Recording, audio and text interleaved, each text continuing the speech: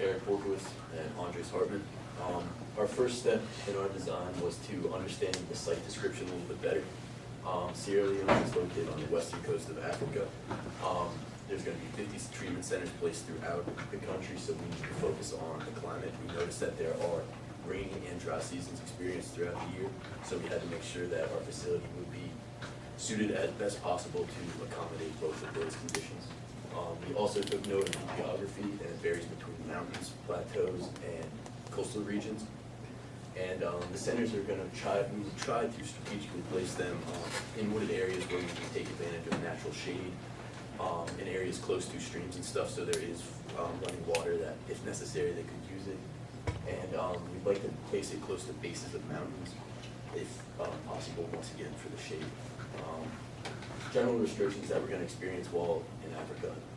Obviously, there are not going to be any machines, so heavy lifted material is going to have to be done by hand or some sort of pulling system. There are no cranes. We also are going to have a limited variety of resources, man-made and natural, so we're not going to have some of the luxuries that we have when creating a building here in the United States. Concrete, masonry, lumber, tin, roofing, and other sorts of construction materials will be limited. The basic goal of this project is to screen all patients for Ebola in the outside waiting tent, which we have strategically placed far enough away from the center itself to avoid contamination between the two facilities. If people are treated or tested positive for Ebola, they will be transported to a different facility. This facility will not treat Ebola patients. And we will have a bicycle facility, which will help a little bit for traveling back and forth sort of small distances. And we'd like to maximize the use of daylight, so we do have windows, we do have that will open wide enough, the doors will open to help allow in some natural light, which will also help to limit our electrical usage.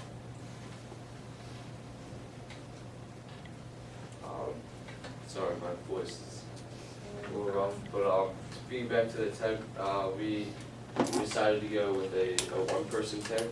It'll treat one person at a time, so you don't have patients who possibly have Ebola and possibly don't have Ebola. You don't want the Ebola patients to contaminate anybody else. So that was one of our design that we went with. In each room, you can see, these are really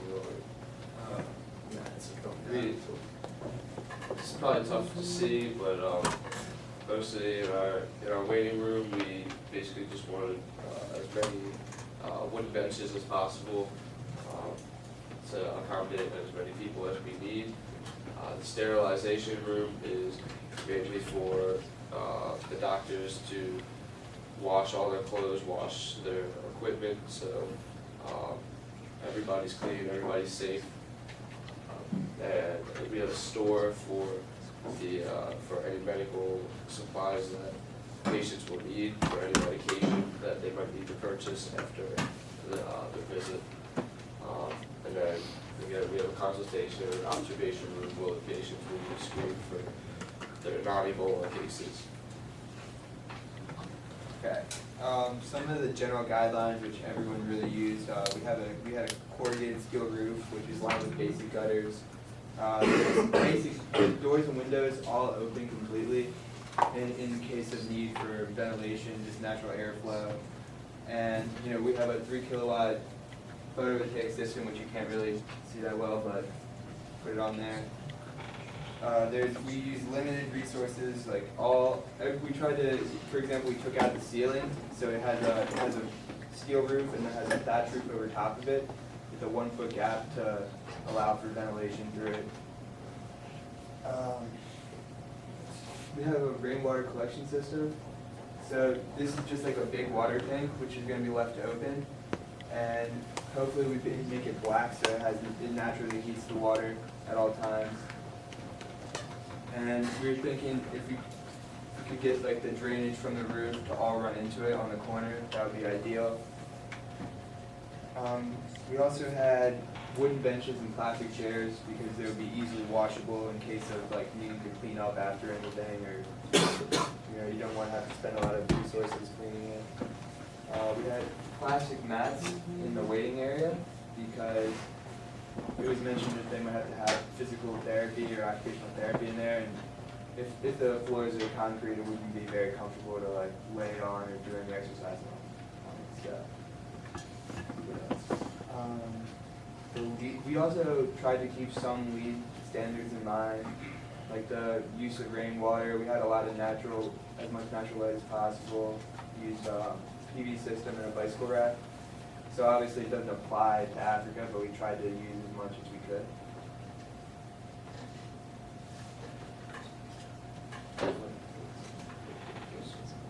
And then just have a general, you can see our floor plan up top is difficult to see this zoom in, but the overall design is basically similar to the other two previous groups that we've done ahead, but a few different little twists to it. Question?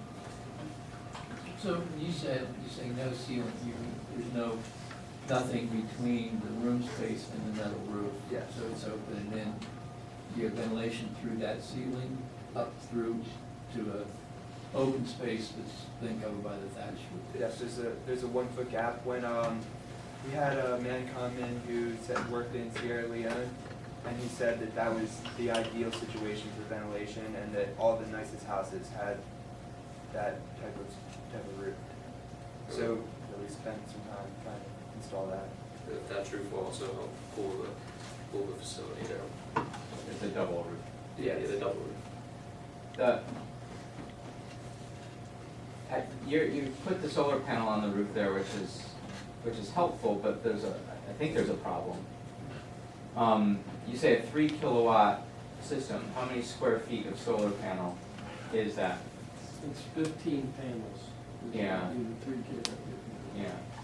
So, so 200 watt panels, it's gonna be 15 panels. So you could get up to 300 watt panels, but you're gonna need to be at least 10 1 meter by 1.5 meter modules.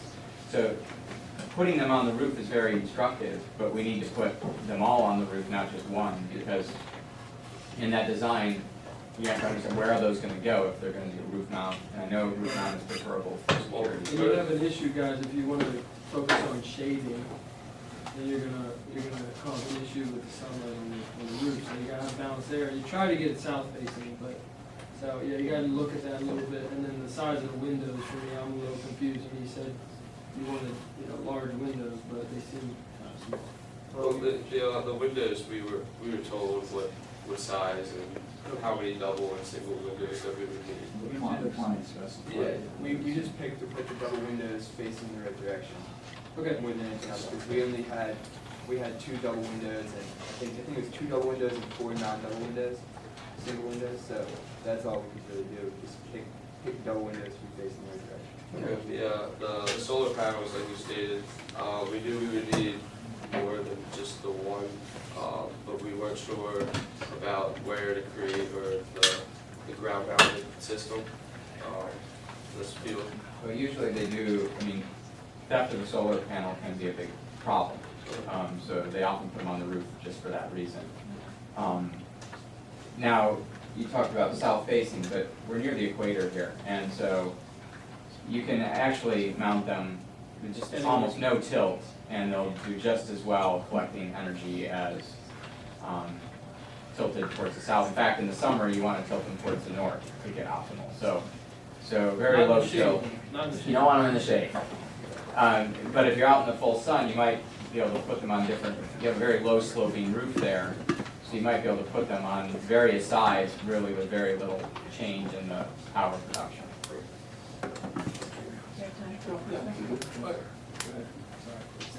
Just wondering about the triage tent, the 1-person tent, are you envisioning multiple 1-person tents? It's a possibility. We're not sure. In the video we watched, they were getting maybe 3 patients a day. That's a possibility for bolus. So we weren't expecting it to be like a big rush of people. The tent is what we decided, 10 foot by 10 foot, so it is a relatively large tent. It's just that only 1 patient at a time would go through, but it's not, it's decent size. Just so multiple patients are in contact with each other. Even if it's like worst case scenario, and if they said like 3 people a day, even if it's like worst case scenario and there's like say 5 people, we could have like a waiting line perhaps, but we wanted to do 1 in there at a time in order to keep people from being infected. And we were told by the client that the World Health Organization and the United States government and Doctors Without Borders, and that's 17 of the big compounds throughout the country. And so presumably when you know somebody has Ebola, you really, you can send them right there. So this is just to make sure people look at it. I have one quick question, sorry. Wastewater is probably gonna be contaminated. How, I haven't heard anybody really address it today. Do you guys think about that? There was talk when we had the guys who worked in Africom that they have incinerators, and we were thinking about installing that, but we didn't think we had enough electricity, honestly. I don't know, I guess you can't really bury it, I'm not really sure. Yeah, you might, I mean, for future reference, you might wanna consider, I like the black water, well, it's not black water, but a water storage tank for rainwater usage, but also having a separate, almost like a septic tank that would get pumped out and maybe shipped to the incinerator periodically. That's gonna be a big concern. Do your treatment rooms have fixtures to wash hands? Yes, in the, So that's gonna be mainly the sterilization room. But nothing in the exam room? there's 2 sinks in the sterilization room, but in the observation room we do not have, we have a sink, we had a bed and a desk and a countertop. A sink could potentially be put on the countertop, but we didn't have Yeah, there's a very limited room in each space, so we were trying to optimize, basically made one room for complete cleaning.